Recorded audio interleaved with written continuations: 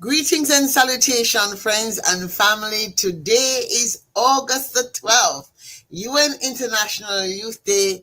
And although I didn't have any grand things planned, I could not let the day go because the last couple of weeks I've been spending so much time with some fabulous young people across Africa.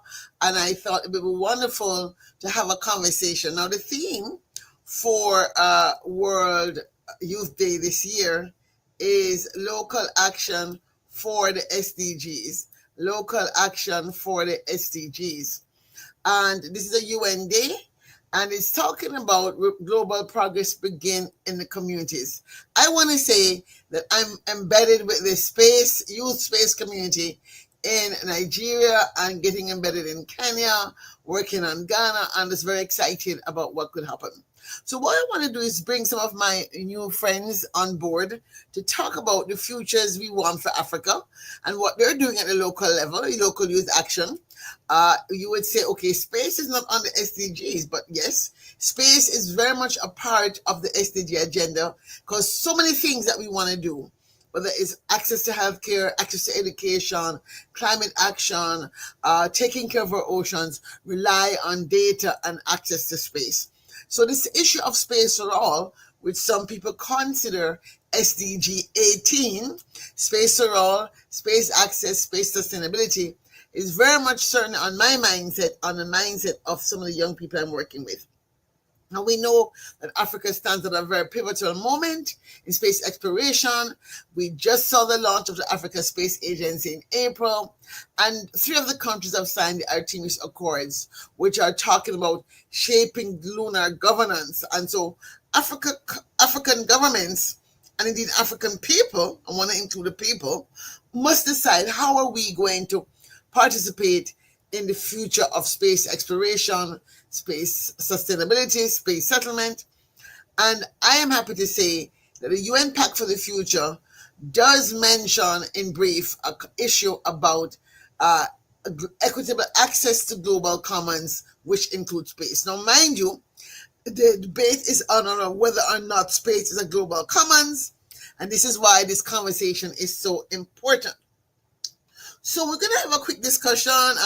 Hopefully some of my other friends might drop by. This is really much of an open house. And we want to begin our conversation with two of the leaders of Africa Space Foundation, which is based in Nigeria. They do work around Africa. We'll hear more about that. And so we're going to start first with an introduction to Daniel Gashinbaki and Oluwaran Timi Bukola, preferably known as Timmy, make much easier. Timmy is much easier to say than her full name. And let's hear first about what is Africa Space Foundation, so you get a sense of how entrenched these young people are. So let's begin. Daniel, you are the executive director of Africa Space Foundation. Tell us a little bit more about Africa Space Foundation's mission and what you have been doing. All right, thank you, Dr. Claire. I think first thing I'll say is that thank you so much for the opportunity and having us today. The Africa Space Foundation is a non-profit and non-partisan organization founded in 2019 with the goal of promoting space science and technology specifically for children across the African continent, and that is essentially what we have pioneered and what we have driven for the past 6 years so far. So the Africa Space Foundation was built as a successor to the Nigerian Space Ambassador Scheme. The program was run by NASDA, the National Space Research Development Agency, with the goal of essentially promoting space science and tech in youth at an early age. And the idea is that by facilitating, this sort of exposure to the sector and all of these various opportunities to children in primary and secondary school, right, you essentially be raising the next generation of engineers, scientists, and leaders within the space sector. So the foundation essentially the success is that, and that is what we have aimed to do in the past few years.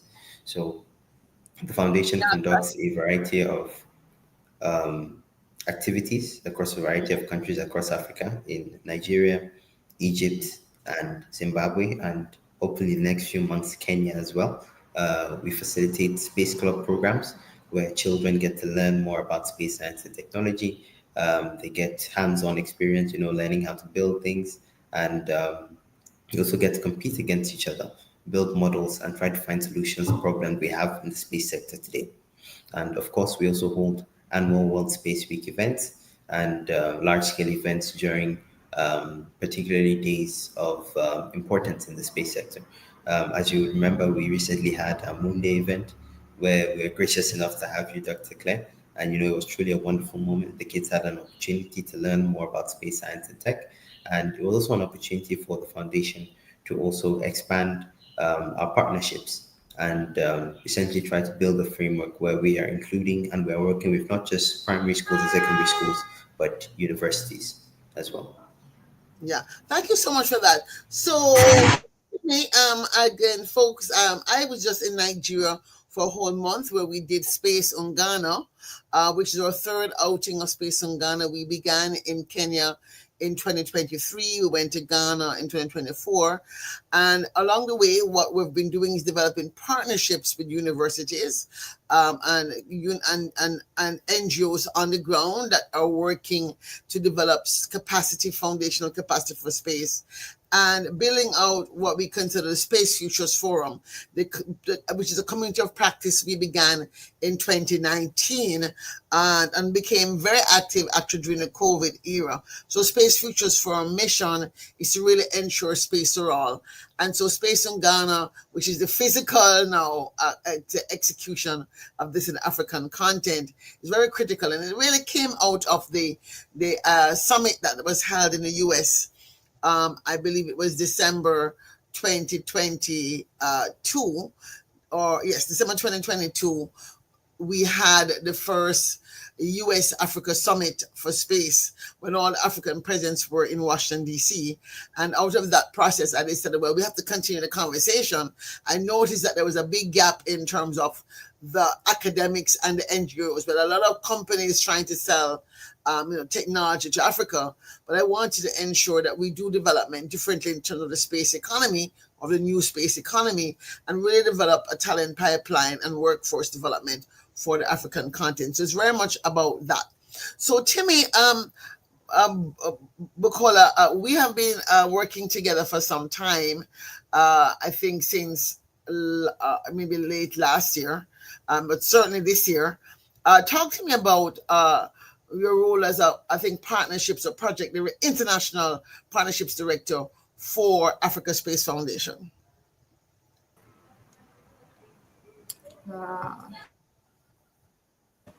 Okay, hello everyone. Good afternoon, my time here. Yes, I am Oluwarantimi Bukola, and I'm International Liaison Officer at Africa Space Foundation. And I think my job at Africa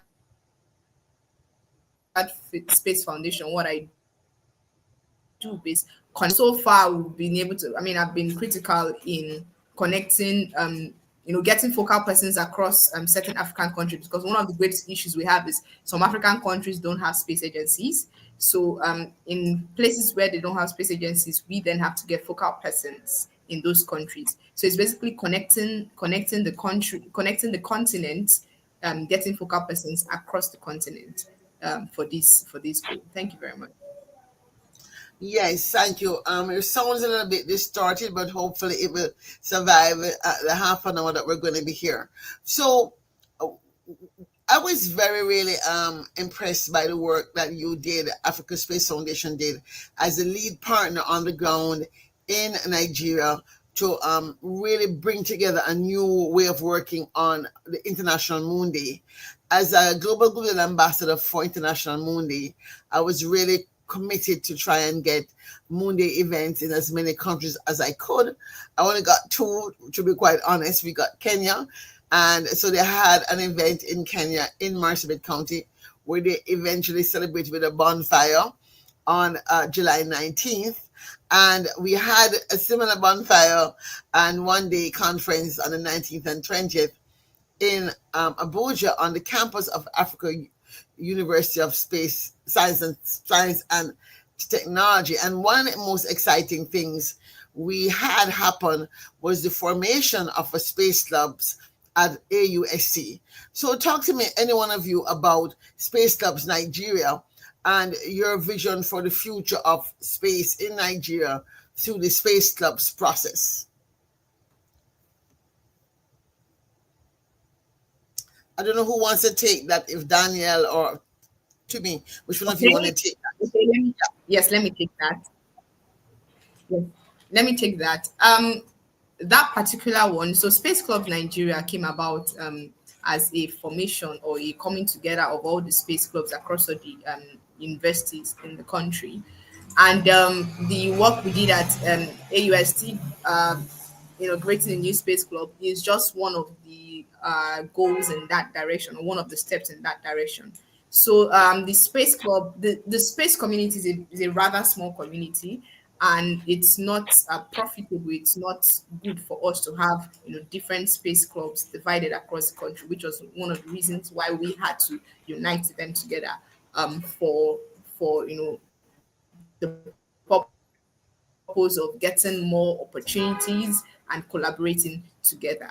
So I hope I answered that question very well. Thank you very much. Yeah, I was really actually quite impressed. One of the founders of the First Space Club, Barnabas, who's actually a rising lawyer, was there to talk about the vision. And this is one of the reasons why I thought, for Youth Day, I could just not let this opportunity pass to have a conversation when it is that we're talking about developing the African youth, African leaders for the future, who will be at the table in dealing with the questions and the challenges. So, for example, how will Africa participate in the new space economy beyond purchasing satellites and products from the global north? Nigeria is a huge country, a huge consumer of space science and technology. And so Nigeria, with, I think, the largest number of people in Africa and in the largest number of space clubs, I think can really be a driver. So when we think about, my big question has always been, how do we share space? How do we ensure that Africa is not left behind in the race for moon, for Mars and beyond? Then we have to begin to get youth like yourself who are already engaged, already working, to really come together to share the vision of the future you want for Africa in space, and begin to look at these questions such as, how will Africa participate meaningfully in lunar mission? In Artemis Accords, Nigeria has signed. What will be its role? How will African values, cosmologies, and socioeconomic realities, which are very deep? I mean, we know the exchange rate in Nigeria now is very low, and even professors have a hard time in terms of getting paid a decent living wage, quite frankly. So we're talking about trying to go to space while still trying to find food on the table. But yet, I really would love to hear what is the passion that drives you, each of you as individuals, and we start with Daniel, to really pursue a career in ensuring that Africa has a seat at the table in humanity's future in space. So Daniel, let me start with you. All right. Thank you, Dr. Claire. I think that's actually a really insightful question. I think, first of all, starting off from the perspective that when I look at the African continent and I look at African countries and what we have accomplished so far, I do not believe it's a matter of incapability, in the sense that as nations and as a continent, we cannot do it, in the sense that we do not have the people, we do not have the expertise, we do not have the intellect, and we do not have the capacity to put it off. Rather, I would see it more as a failure of institutions and systems and power structures as a whole, not necessarily a failure of individuals, right? Because if you were to look at the global space sector, right, you've had many cases of people coming from all sorts of African countries conducting large-scale research projects, going to all sorts of fields within the space sector. So it's not a matter of we can't do it, but we need to get our act together, and we need to make a coordinated effort and push ourselves to get this done and push this entire project in the right direction. Now, for me, when I look at the African space sector, I believe that that's something that we can accomplish, okay? And one success story I always look at whenever I think about this is Tunisia in particular. Tunisia today does not have a formally established space agency. What they have is a Tunisian Space Association.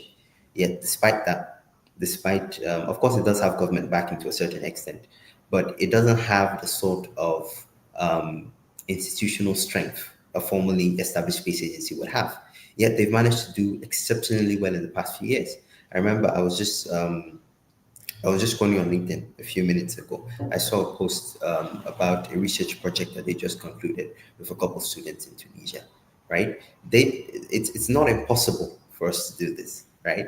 This is something that's being done by an association. And while, yes, you can say it is established, it does have a certain level of funding, but it does prove that we can do this if we put our mind to it and we're willing to work together to essentially achieve our goals. And that's essentially what drives me and what essentially is my passion and essentially what is on my mind when I'm working with the foundation. This idea that we can do this, right? We just need to find out. We just need to find the right partners. We need to find the right people, and we need to be willing to be persistent and persevere. Because I truly do think we can accomplish this at the end of the day. Well, certainly perseverance is a key. Perseverance is one of what I call my 7 powers of becoming a change maker. It begins with certainly I say a vision, and I'd love to hear your vision to me. Having understanding your purpose and having the courage to really step out on faith when people call you foolish. So I'd love to hear your vision to me. What really brings you and keeps you engaged despite the challenges? Okay, so that is rather a personal motivation. I think I'd like to share this story. My mom once wanted to be an astronaut, and unfortunately she couldn't. And here I am living the dream. So I think for me, whenever the discouragement comes in, whenever we realize that the work is getting tougher, which I mean it always does get tougher, one of the things that comes in place is so far I've come from the direction of, oh, it couldn't be done, to maybe there's a little hope that it can be done. And seeing how far I've come and seeing how many people that look up, the space industry is growing, especially with the younger generation, and seeing that younger generation look up to me and admire what I do and want to do what I do, I think that's enough motivation to keep on going, to keep on persevering. Because the truth is, the African space industry will not build itself if we don't get involved and actively build the industry. Thank you. Thank you. So I want to turn to the fact that we are now, we've just finished International Moon Day. So certainly from the point of view of myself as a curator of Space in Ghana, and having your partnership was very, very, very, very successful partnership from my perspective. It was just so exciting for me to see the founding of a new space club, and out of that also establishing actually a center for sustainable futures at Africa's University for Space Science and Technology, which is for me a really major step in building out the ecosystem I envision of consortium of universities across Africa that are working together. As you said, Daniel, earlier, we have to do it together because one of us on our own, we're not going to have the resources. And number two, we really have to do so much that if we can have several centers of excellence doing different things and share our resources, we're probably more likely to make it in the time that we have unfolding. But we are now recognizing that there's a really fast race moving. Nigeria has signed Artemis Accords. And so one of the issues that is going, conversations is happening is this idea of lunar resources. So Space Clubs Nigeria has quite a few space lawyers. I know none of you are lawyers. But from your perspective, what are some things we might be doing as Africa Space Clubs to explore what would look like to ensure that African countries ensure fair access to lunar resources in a landscape dominated by established space powers? And quite frankly, the other back end of those questions are based on African cosmology. Do young people like yourself even see the lunar ecosystem as one where we should be focused on resources? There's a whole belief system. So you can take the question from either perspective. but it is critical. We're talking about World Space Week. The theme of World Space Week that's upcoming is living in space, right? So clearly, living on the moon is one thing. Living on Mars, and of course, living in the ICS we already have done. ISS we already have done. So the moon is the next big thing. So this question is really a pressing question. How do you what do you think? I mean, anyway, is it something that you're hearing young people talking about in terms of being concerned that people are even thinking of settling the moon? Are people agree that that should happen? And if you ever agree that that should happen, then how are they thinking as young people like yourselves or coming up, ensuring that uh, Nigeria's posture, right, and the other countries where you have other young people, the posture of these countries is will do such a share of fair access to lunar resources. If it is that we agree that the moon should be seen as a resource space. Anybody who wants to jump Yeah, I in? think yeah, I Daniel, go think ahead. something like this here. I think first of all, deal with it from like the second part of the question that has to do with the actual use and exploitation of space bodies as a whole, right? Um, I think the reality of the situation is that, of course, we have established laws and we have established treaties about this. How no one is allowed to own celestial bodies of any sort. No one can own the moon. No one can own planets. Um, I think that these laws, of course, while I do not believe that that's something that we should be doing as a species, that only lead to more conflict. The reality of the situation is that as space travel becomes much more efficient, much cheaper, and becomes a much more glaring reality, it's no longer science fiction. Some of the stuff we used to see in movies, we're seeing it today, right? There will come a time when there will be a race for these resources, and African countries cannot be left behind. That's the reality of it, right? We have barely scratched the surface in what we know about certain aspects of the moon, about certain aspects of planets. All it just takes is one miracle invention. All it takes is some radical change in the way we utilize some resource, and it's going to be a race to hell and back to try to get it. And that's what countries do. Every single country is trying to get their own competitive edge. And if you don't put your foot in the door early on, you're going to lose that edge.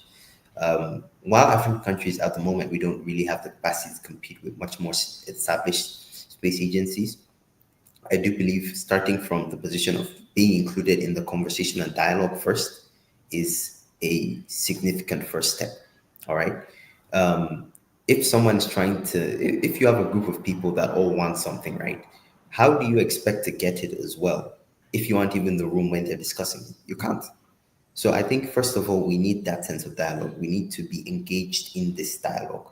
While you don't have the capacity, be attending these conferences, having a presence there, having a vote in these rooms, it goes a long way in ensuring that your interests are being put forward to a certain extent. Then we cannot focus on the aspect of capacity building later on or alongside this. And I think that's the route that most African countries should take now. And alternatively, there are many different ways you can have direct impact without necessarily investing billions of dollars in rocket technology of some sort, right? The research that you're conducting in space, for instance, we just had a recent case, Nigerian seeds made it to orbit, right? That's just one example. You're conducting experiments, you're learning a bit more bit by bit by bit. Now, we don't have the capacity to launch those rockets, right?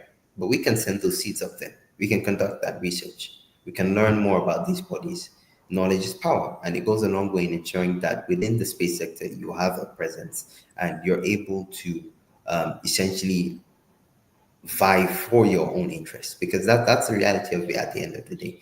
When majority of laws regarding the space treaties were drafted, I don't think any of the people that made these laws ever truly thought of what the space sector would look like in the year 2025. And as I'm speaking to you now, while while everyone in this room can make predictions about what the space sector is going to look like in the next 50 or 60 years, I truly do think we're going to be truly surprised at what's going to look like in the next few years. And with the rate at which technology is advancing, now is not the time for us to be wasting time having useless discussions about whether or not we should have a presence. We need to have a presence. It's essential at this point, and it's something I do believe as African countries we should actively pursue. Wow, that's a really really you really thought about this, and I really like that. So as we're actually planning a World Space Week event, and hopefully we'll be partnering not just with the Africa Space Foundation yourself again on that. I hope you guys sign on, but we certainly have been talking to the Africa Space Club members about what would it look like to have a living in space analog that's an hybrid, right?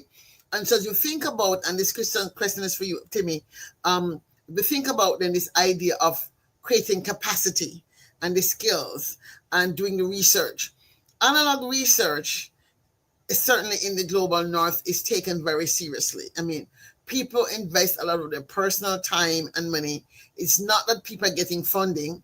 People are putting their own time and money towards going on these missions, going to these conferences, volunteering to participate in events, and working really hard to acquire the skills.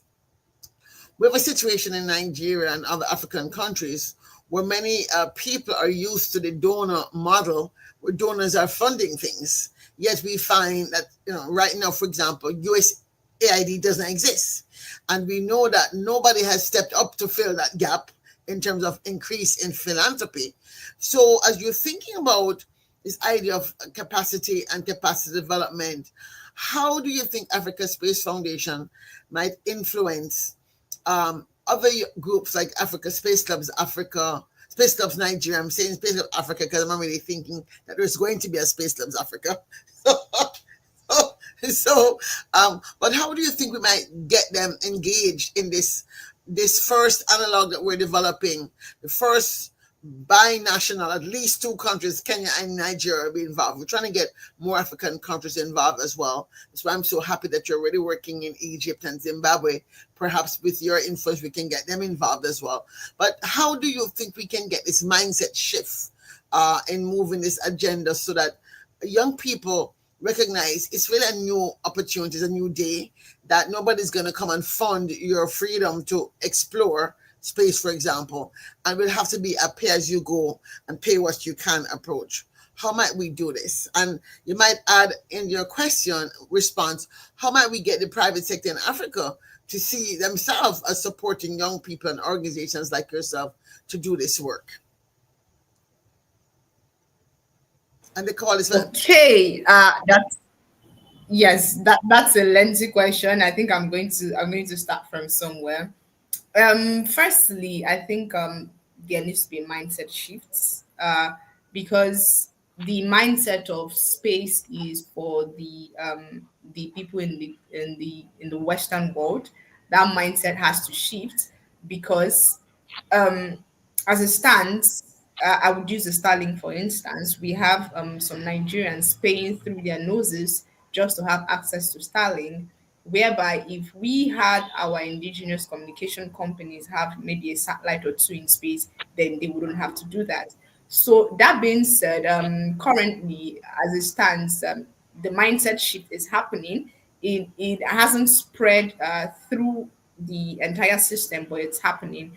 And I think once that happens, one of the first things that we're going to see is we're going to see that global players, especially in the communications industry, and I'm being particular about the communications industry, are going to come up and say, you know what, we're tired of paying through our noses just to have access to Starlink or some other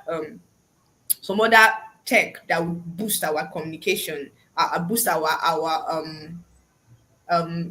giving good network to our people, because the network issue is it's a deplorable situation and something that we always complain about. So I think very soon we're going to have these companies come up, and once they start saying no to the Western influence, that's one of the key things we're going to have.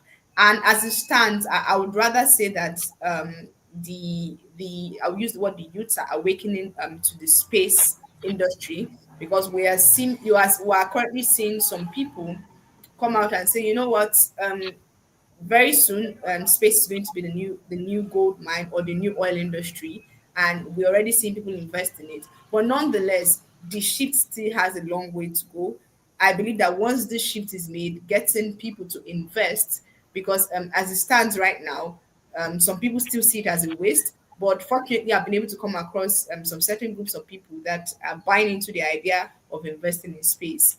And I believe in the next, Daniel said earlier on, he can't exactly predict how it's going to go in the next 5 years. So in the next 5 years, I'm seeing a lot of investment being poured into the industry in unprecedented ways, in unprecedented levels, and I'm honestly very, very excited about what is to come. Thank you. Thank you so much. So, as we close out, again, World Space Week has a theme, living in space. We are hoping to have the first Pan-African analog, hybrid analog, where we'll have some people physically in our destination in northern Kenya. And we're hoping to have a mission control and some of our what we call designated virtual crew in Nigeria. How do you see a project like this being a part of some of answering some of the challenges that we're talking about, which is, we're talking about, again, the goal is local action for the SDGs. How do you see a living in space analog, such as we're contemplating, addressing this question of providing action and steps that we can do without waiting for foreign funding, things that we can do to move forward? Anybody?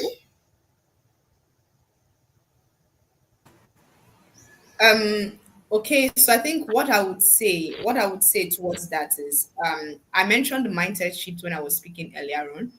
And I think the analog program is very important, because one of the major issues we're going to have is if this mindset shift comes about and then we don't have people to champion it. Take for instance, or to act and take for instance, when the oil boom started in Nigeria, we had to have foreign expatriates come in to train people on how to, harness the oil and use this and that. So the point I'm making is, seeing as we're already I'll use the word empowering the manpower to be able to fill in these gaps once the gap comes in place. I think we're on the right track, and it's something that's in the next few years will become very, very relevant. And I'm glad that we're already on the right track. Thank you. Thank you. So, Daniel, same question but slightly different ways. As we wrap up, we're going into World Space Week, living in space. One of the goals of Space Futures Forum is to create a network of analog astronauts, community of practice of analog astronauts, and analog space research. And certainly, I think we're on the way with AUST as a potential partner in identifying a physical location in Nigeria.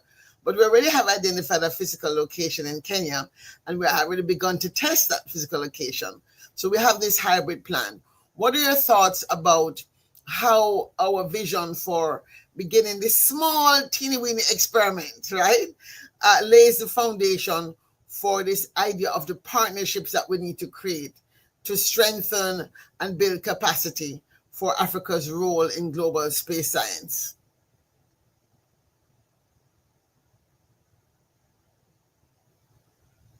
Okay, I think that's a really remarkable question, and I think as a whole, this whole idea of running an analog astronaut program is essentially a test bed of what is to come. You're essentially showcasing that yes, it can be done, and yes, we have the capability to do it. And like Timmy said, you're gaining practical experience when you finally have that investment coming in, when you finally have the support and frameworks being built, right? You essentially have the people that can support that, right? And having universities like AUST and potentially other partner universities we've been looking at across the continent, they can champion that. There will be the people that will be able to provide the manpower and essentially the how would I phrase this now? The intellectual bank that you use to support a project like that. And I think at the end of the day, it goes beyond an analog astronaut program as a whole, right? You are not just doing that, but you're also inspiring other people who didn't think it was viable. I think, like Timmy said, regarding this whole idea of a mindset shift, right? You can't get any sort of change or any sort of tangible thing to shift, right? On unless you can get people to believe in your vision, unless you can get people to see what you see, right?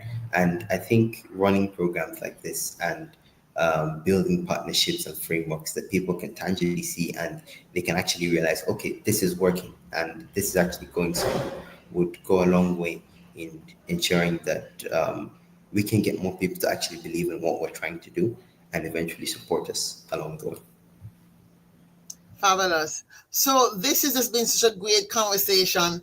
Thank you both, Timmy Bukola and Daniel Gashimbaki, members of the executive team at Africa Space Foundation based in Abuja, Nigeria, for joining me in this very impromptu Futures Forum Live Online as we celebrate UN International Youth Day.